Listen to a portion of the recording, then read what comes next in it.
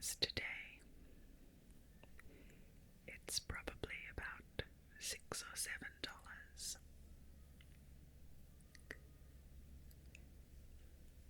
It says New Zealand 15 cents, New Guinea 40 cents, and Malaysia $1.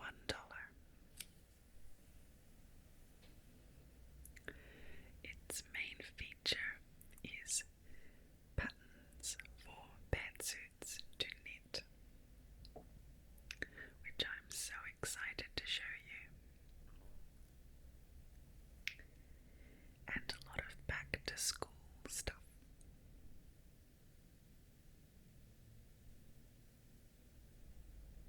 From a design standpoint, it's always interesting as well to see the typefaces, the fonts used, and what sort of design styles were available to them in laying out a magazine.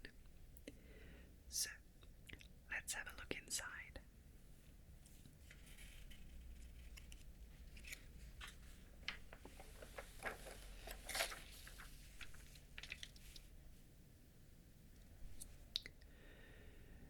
The thing I found most interesting about this magazine is that it actually has more serious articles than I would have expected for a women's magazine.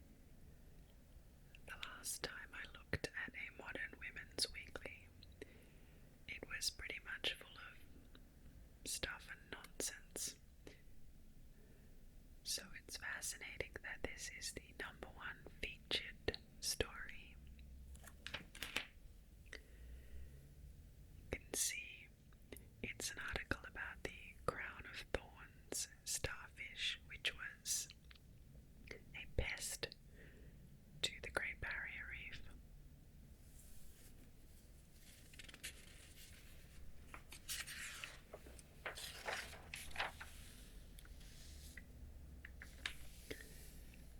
There is a special here about a Baha'i wedding.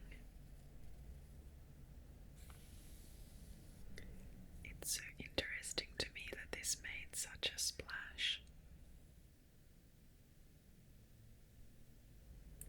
There is a competition to win a trip to London.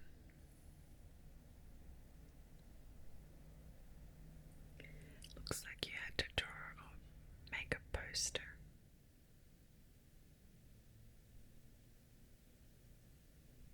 And then we have an article about a woman of note who lives in Peru.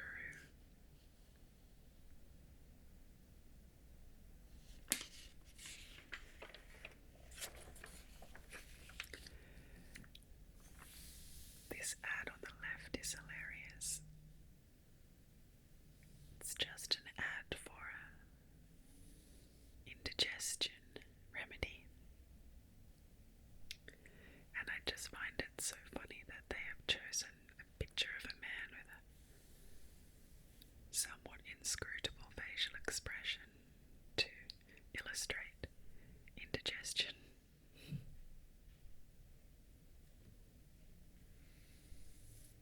It's called Andrew's Health Salt, and it's an antacid. I imagine it's probably just bicarbonate of soda and some other things.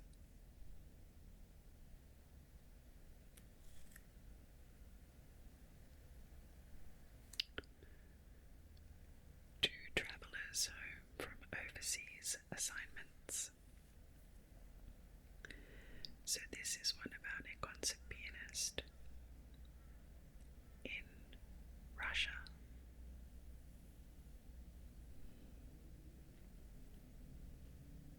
And then we had a Sydney artist went to Malaysia to do a portrait of the Sultan. This is so fascinating because Australia used to value the arts much more than it does now. So we used to be much more interested in accomplished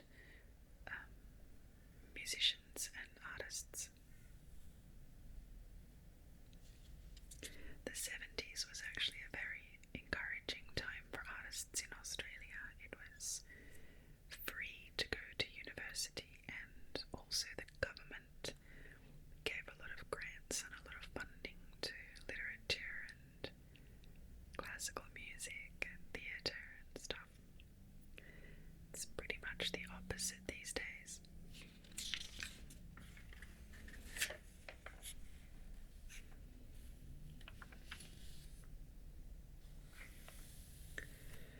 Now we have a big photographic spread on Katharine Hepburn's turn as Coco Chanel.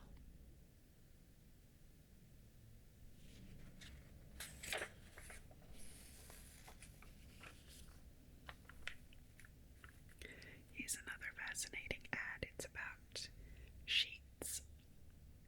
Of course, it's appealing to women. It says, "Careful, what is it mother always says? Quality's not cheap. You buy it. Cheap sheets wear out quickly, costing more in the long run. So pay a little more, but much less often. Buy long-wearing quality Actil sheets. Well, mother knows best." And she has this incredibly exaggerated, pensive look on her face that kind of makes her look really dumb.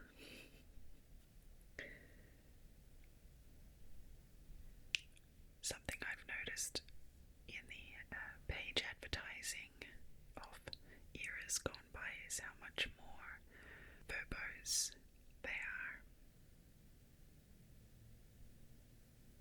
I think advertising today understands that our attention spans are quite short and we don't expect to do a lot of reading in an advertisement. We want an idea to be presented to us very succinctly. There are some more ads in this magazine that will illustrate that really well.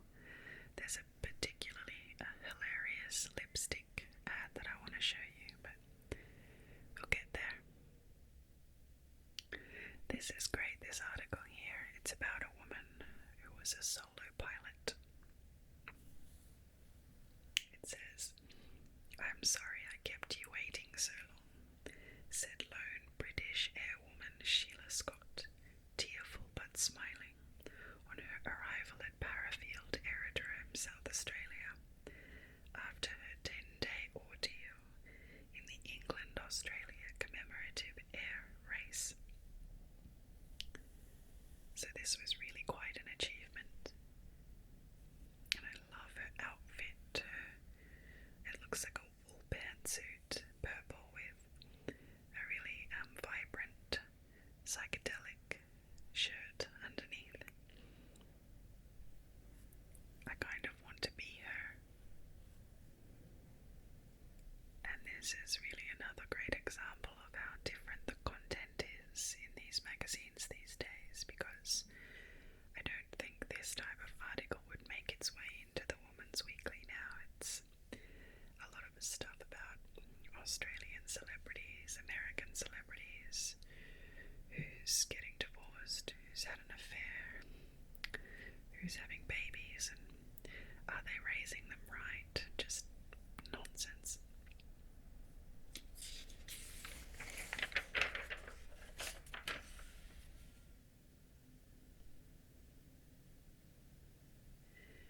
I feel like this magazine in the 70s was much more respectful of a woman's intelligence. Didn't insult our intelligence the way some women's magazines do now.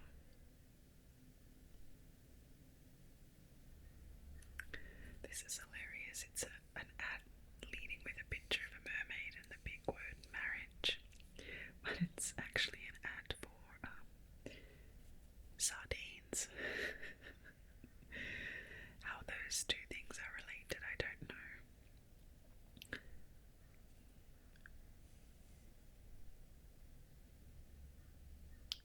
I think it's something to do with using, it says using inexpensive ingredients to create sensational party dishes. Again, what that has to do with marriage, I don't know. This is great. An ad for a nail biting product. I know this product because I know people who are avid nail biters. And this was a product that you painted on your fingernails and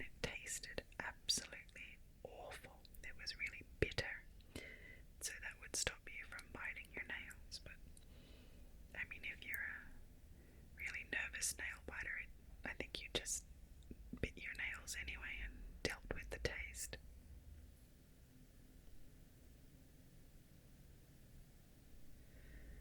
So here's a subscription ad, and apparently a 1-year subscription to Women's Weekly via Surface Mail was $10. That'd probably not even get you 2 issues now. And if you wanted airmail, it was $14. Of course, everything goes by airmail these days.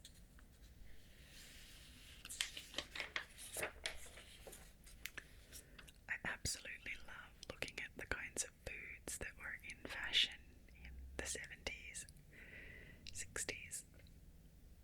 So this is an ad for some sort of red sauce. I guess it's a tomato sauce or a hot sauce.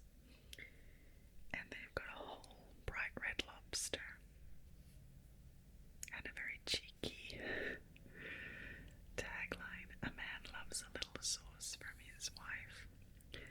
So of course we're very much in the era where a woman was expected to have been the domestic caretaker, and that one of her chief motivations would be to not incur the disfavor of her husband. You can see here these roulades of silverside corned beef with some sort of herby butter or cheese or something in them, which I guess was fancy party food in the 70s, but it's kind of disgusting these days. I don't remember the last time I knew of someone eating silverside. This site is really interesting as well. It's these social pages, so some announcements of weddings and even housewarming parties and garden parties. You just would not see that these days, unless these people were actively famous kind of celebrities. Australia is not very stratified from a class perspective, so we don't really have like socialites and people who are kind of semi-famous.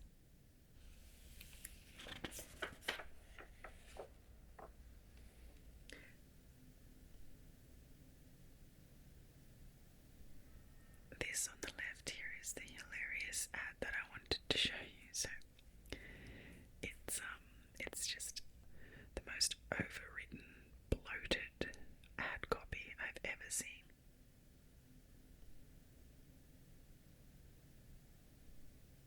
It starts with Revlon sees it now, the sweet, suggestive mouth.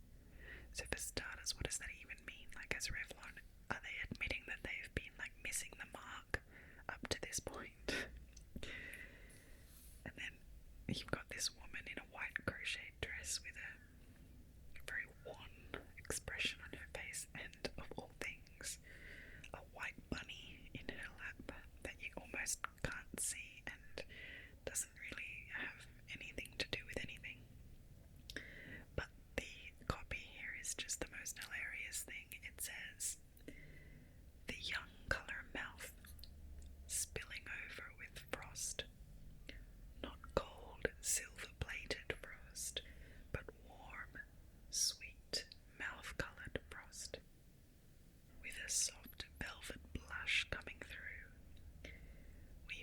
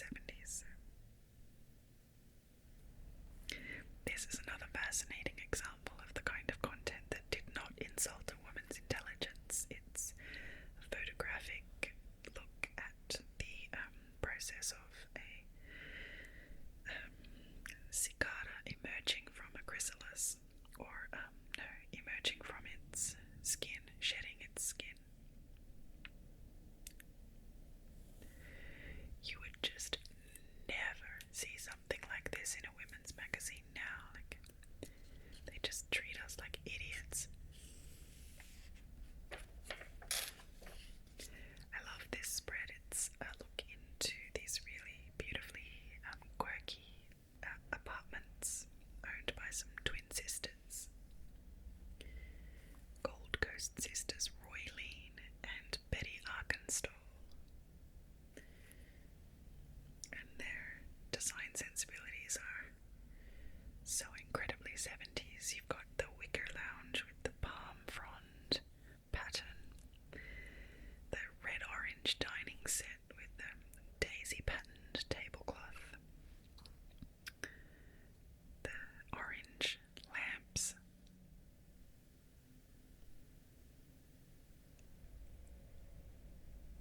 orange curtains in some of the areas, just beautiful flower patterns everywhere. This wonderful 1970s maxi dress with white and pink floral pattern. The tiki style bar in the kitchen. Bright pink bedspread. And a very 70s hairstyle with the big teased crown. And a vintage sewing machine in the corner. Before the days of the computer, women especially, were less likely to have a desk and more likely to have a sewing machine table.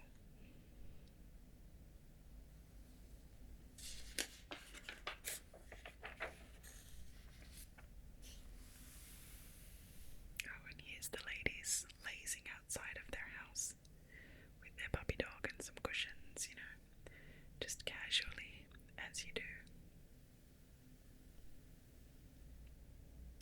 And another really cute little ad. This one is for pickles, pickled cucumbers, but I don't think pickles were really a thing in the 70s.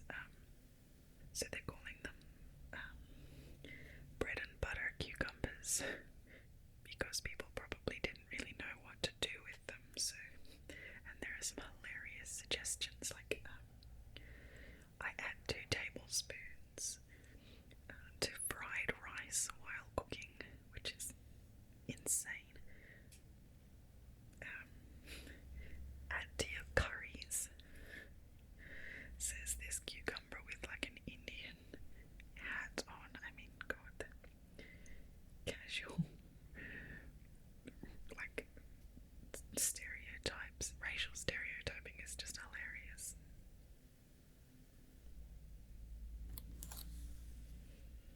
And then we have a bit of a travel page.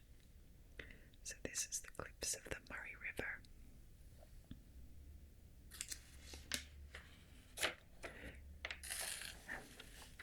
And now the pièce de résistance. This is the spread with all the knitting patterns for the pantsuits. Make a pair of fancy pants. So this is the outfit from the cover. This is some white straight leg crocheted pants with an orange cardigan. These are some amazing blue crocheted flared or wide leg pants that, I mean, they would have been totally see-through. You would have had to wear like, I don't know, tights or something underneath. And I just love the ridiculous pose in this picture as well. Like she's kind of leaning back against the rocks but also twisted around, and it's just so incredibly unnatural. And then of course you've got the woolen pantsuit, but it's like knee length, just incredibly unflattering shorts almost, or like culottes or something.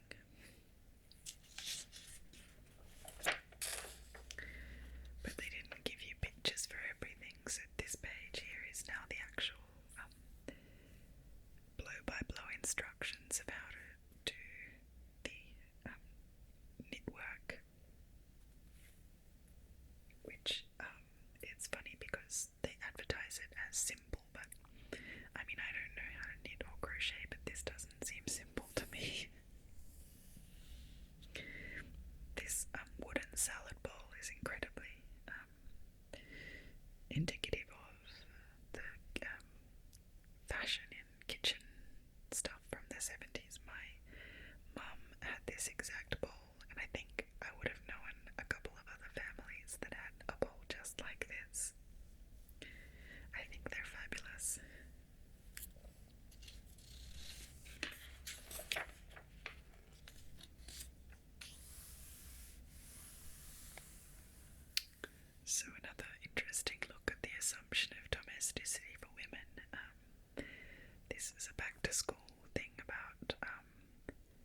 it's an advertisement taking advantage of the back to school period because it's about not having to iron the kids' school clothes. And it says no more homework for mum, because of course only mum would have been doing the ironing,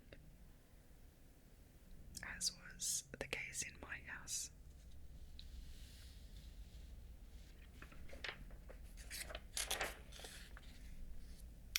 An ad for Chuck's wipes. I don't know why this woman is wearing a gold glove. I guess it's to suggest that this is a superior product. And then some curiosities. This is a funny article about a woman whose husband was a sculptor, and he was fascinated with her lips, so he's made many casts of her lips over the years. She's very beautiful, so I'm not surprised that he was fascinated with her face. And then they've got this little curiosity here that says there was a New York ad that read, "Dog walking 1 hour, $1. Dog walking with conversation, $1.50.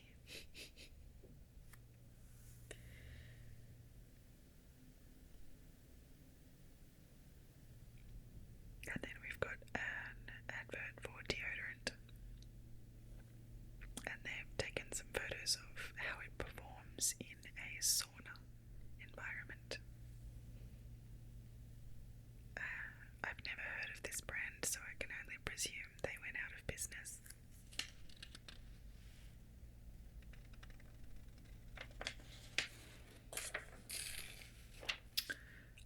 And this is interesting. This is back when you could still advertise cigarettes and tobacco products.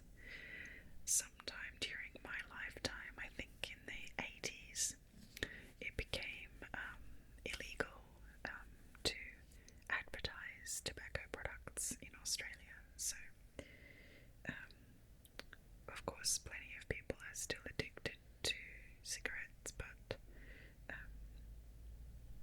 they get all their information about cigarettes elsewhere. Peter Stuyvesant was fashionable back in the 70s. You don't see a lot of people smoking Stuyvesants these days. And then we've got some readers' letters. These are always interesting. They're kind of like life hacks from way before the internet. So they're sharing tips and tricks with the readers of Women's Weekly. So this one says, needing to write an urgent letter and finding that my ballpoint pen had dried up, I tried the expedient of A, removing the coloured cap, and B, letting a very small amount of hot water trickle in. It worked. This is from Mrs. Grace M. Hamer of St. Lucia in Queensland, which is a very, very nice area of the city of Brisbane, which is the capital of Queensland. And she gets given $2 for her letter. So, I mean, $2 is 1/5 of the price of a subscription for a whole year, so that's pretty generous. There's a cure here for a car sick dog. It says to place a pinch of bicarbonate of soda on the dog's tongue. I wonder if that works. I definitely am not recommending you try it.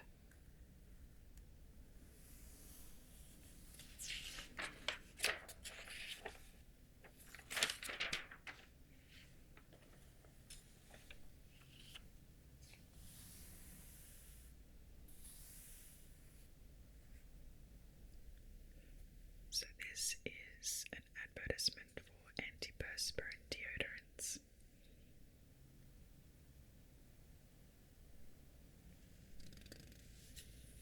And so now we go into the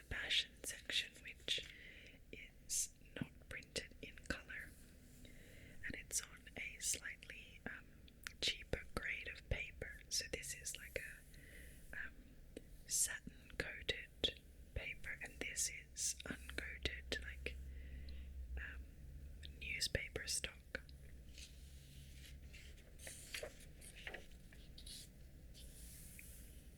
So this should be fun. You've got wide-legged tunic over pants kind of situations. The classic, very, very short A-line shift dress. Stripes. More very short dresses. This absolutely fascinating jumpsuit. Wide leg jumpsuit. Blouson sleeves, really puffy sleeves. I love this top, actually. I would wear it.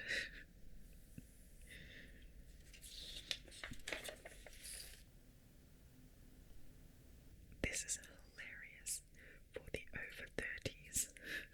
Like, because of course, you know, being over 30 is like death if you're a woman. You might as well just stop trying. So they're all quite conservative, demure dresses. I wouldn't be caught dead in something like this, and I'm 32, so. And now for some more fashion, we have swimsuits, which is always interesting. There's a one piece which has sleeves and shorts built in, kind of modest. But then you've got your classic bikini,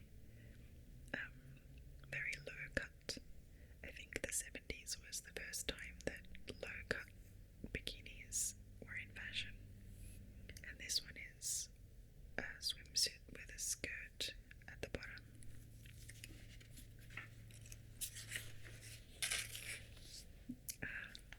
And what people are wearing overseas. In Australia, we have always been fascinated with what's going on overseas. So you've got some really famous people. The Duchess of Windsor, Brigitte Bardot, an Israeli actress called Dahlia Lavi, John and Yoko, of course, and Barbara Streisand and Louis Armstrong, the Duchess of Kent, Ingrid Bergman and Goldie Hawn.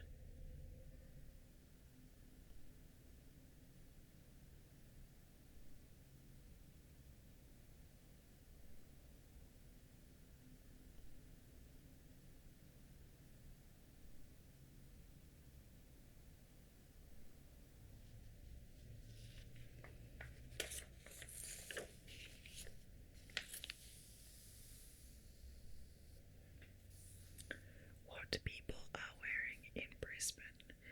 This is really interesting because it makes me think that maybe they did a version of this magazine for every capital city in Australia, which is maybe why this part is like a separate pull-out, and maybe they changed it depending on the city that it was for.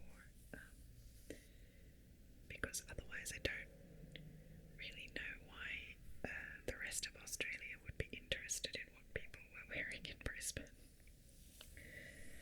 Unless they did a different city every time.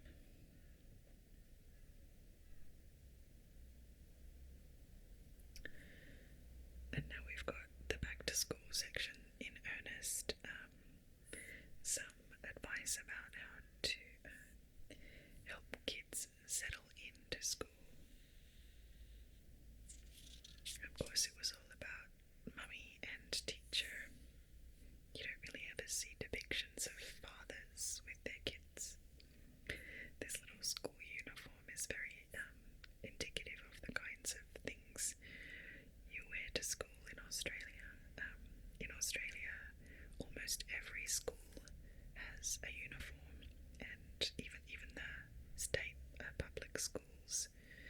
And for the girls, it is quite often just a really basic cotton dress, because it's very hot.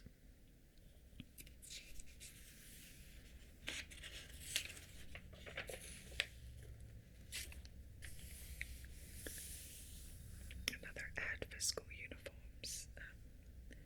So it's been a falling, sliding, running, jumping, investigating sort of day again. And of course, in the 70s we really associated these sorts of activities with boys. We still do, really. Just a real disservice to our young girls. This is an ad by a shoe brand called Clark's, who still exist and have always been like a really common brand for school shoes. But I remember when I was at school, if you wore Clark's, it was like really nerdy because their styles are really conservative.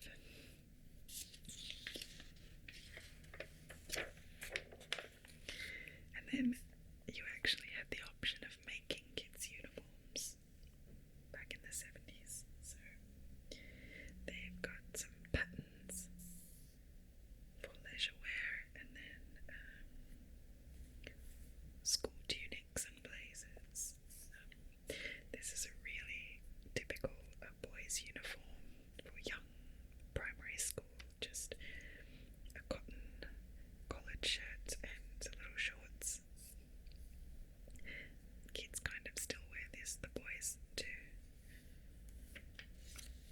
This is an amazing jumpsuit.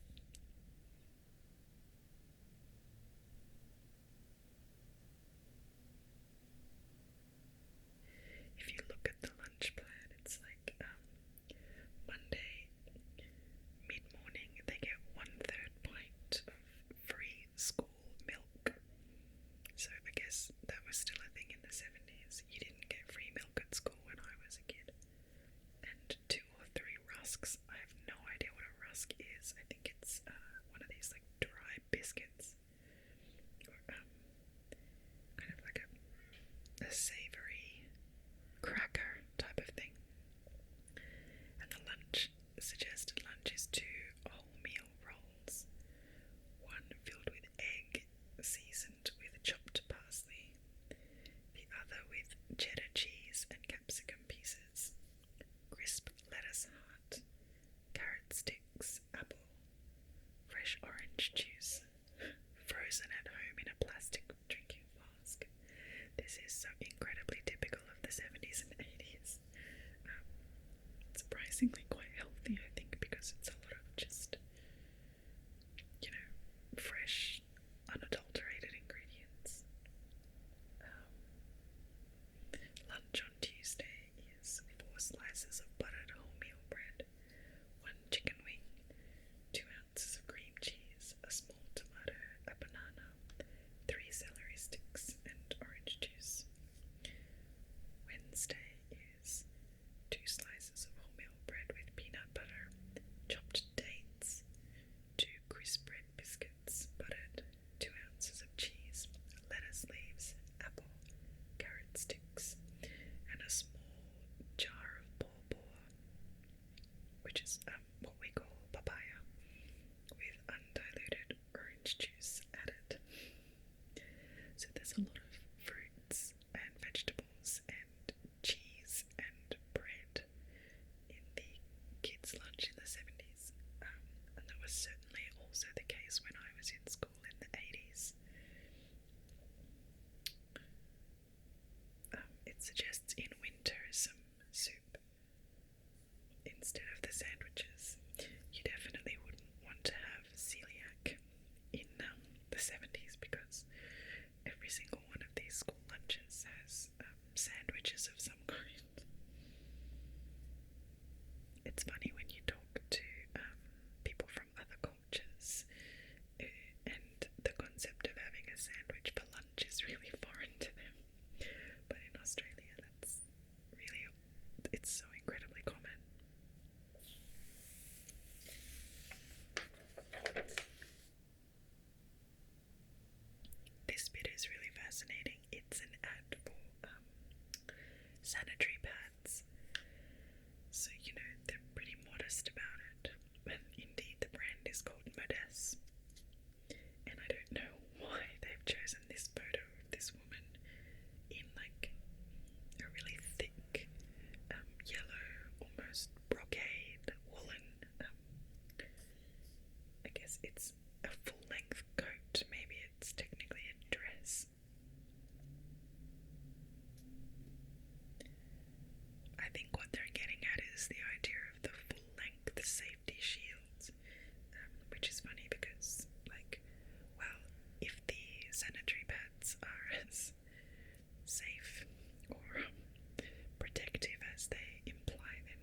she doesn't need to wear this very modest outfit. So this is before you had sanitary pads that just were like, that you stuck into your underwear. So they actually they come as like a brief or a panty, which, I mean, that's so fascinating to me. I'm guessing tampons didn't exist yet. I don't know that for sure though.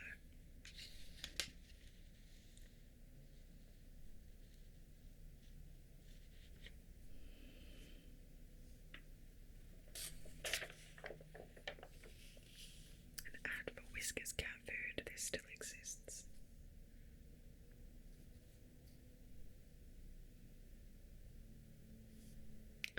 There's a corner about antiques.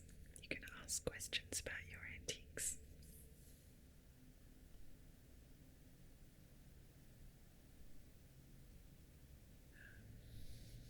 Again, I could not imagine this in a women's magazine, or this particular magazine today.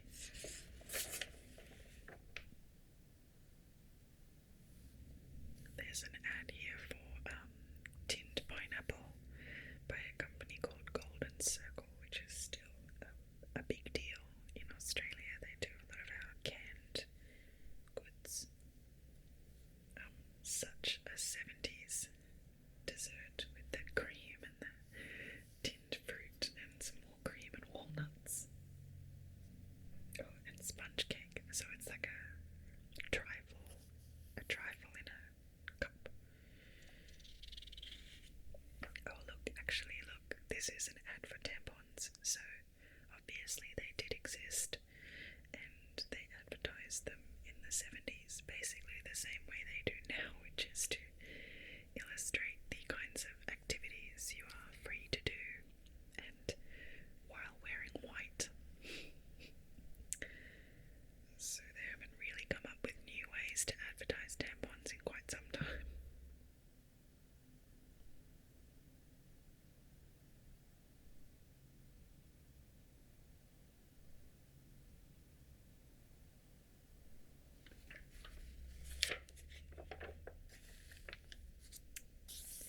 Here is some suggestions for recipes for the much neglected prune, which is funny because prunes are still not a very popular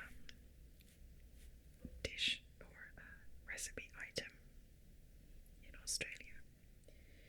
You can still buy them, and you can buy prune juice as well. But yeah, obviously they were not in fashion then, and they're not in fashion now. Maybe they should just stop trying to make prunes happen. Oh my goodness. So here is some fiction. 70s fiction. Two Phases of Eve by Frida Vines. Looks like a sort of historical fiction merged with a modern day romance.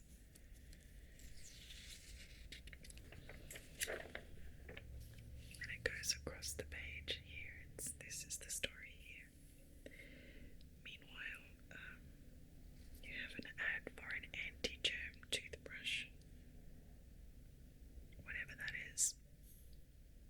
It says AG, which I guess is anti-germ concentrate, incorporated in bristles.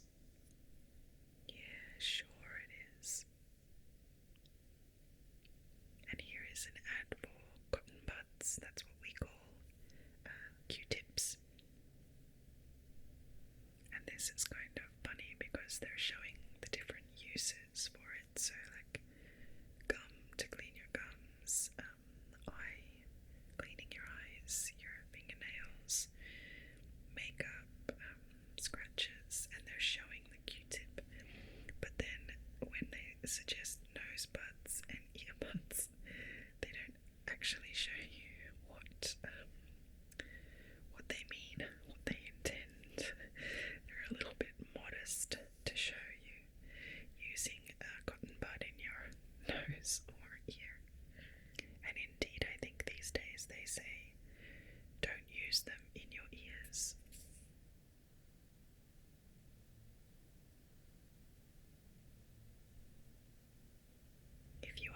interested in this story, this 1970s flash fiction, let me know and maybe I can read it to you.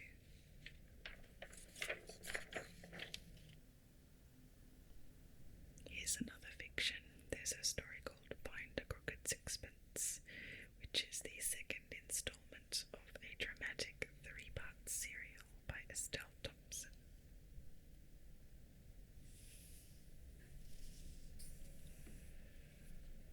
And some gardening advice.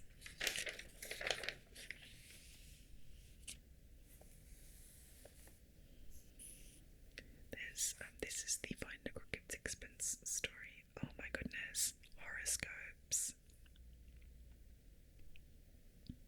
They've got your lucky number, gambling colours, that's interesting, and lucky days. It's really interesting because it mentions gambling. Aries says an unusually lucky week for you, and not only in gambling. For instance, you could start a new venture with every prospect of success, especially the 18th, 19th. The stars are good throughout and assist the energetic and enterprising. I think that's so odd that it mentions your gambling colours, and then it mentions gambling here, and then in Leo it says you could gain money from the most unlikely sources, quite apart from lottery or racing luck. This really makes me think that this column is actually written by a gambling company and may well be a very early example of content marketing, where you don't market your product directly but incorporate related concepts into other types of content.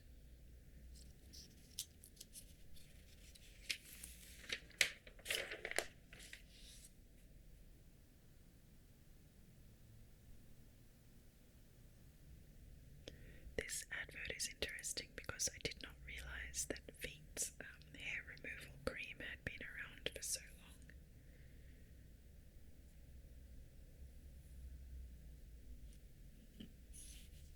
There's a little Bible verse in the middle of this short story. It's Psalm 37:4, and it says, "Delight thyself in the Lord, and he shall give thee the desires of thine heart." I don't know if that is related to the story or it's just something that they randomly put in every issue.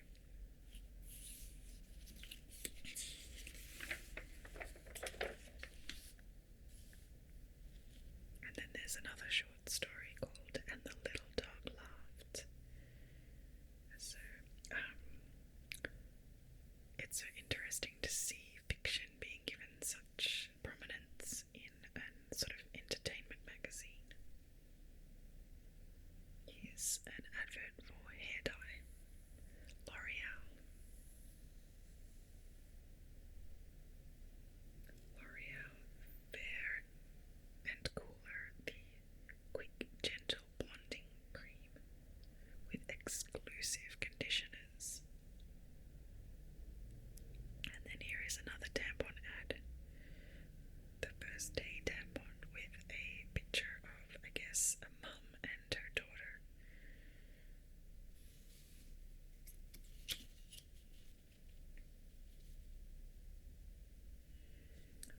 If you want to learn more about tampons, you can write to Johnson & Johnson. So perhaps tampons were still quite new and people they weren't convinced about them.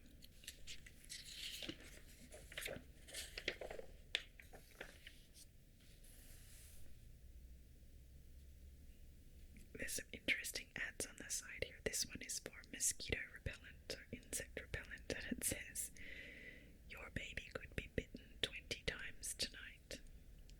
So, typical scare tactics. There's tablets for the prevention of diarrhea. Slimming. Tablets to banish body odours and bad breath, which is obviously not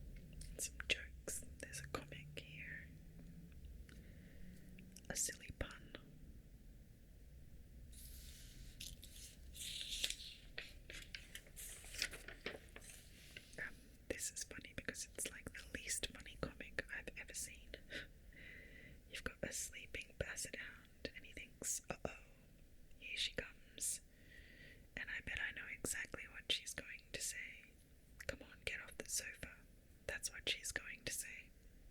And then she says, "Come on, get off the sofa." And he's all grumpy and he says, "I knew it." I mean, I don't know, like that's like probably the least funny comic I've ever seen. It's just ridiculous. It's just so incredibly literal. Some more ads for dress patterns. Crossword.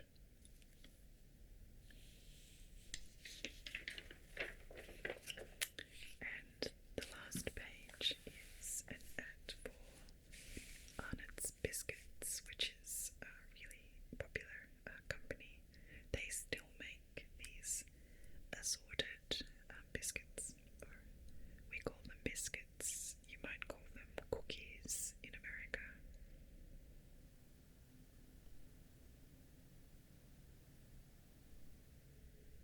And it's interesting to see the use of the imperial system for measuring. So 1 pound, I don't know what year, but it must have been the late 70s or early 80s we converted to the metric system in Australia, so you wouldn't see like pounds and ounces and stuff anymore, but they do still make all of these different biscuits. And you've got the young girl looking like she's enjoying the biscuits. So that's it. That is the Australian Women's Weekly from January 21, 1970. It's possible that this magazine was actually weekly at the time, and if it was, that's really like quite incredible because there was such a huge amount of content in this magazine. It would have been quite the task to put one together every week. But yeah, I think I found that so fascinating, and I hope that you found it interesting too. This was actually my first ever whisper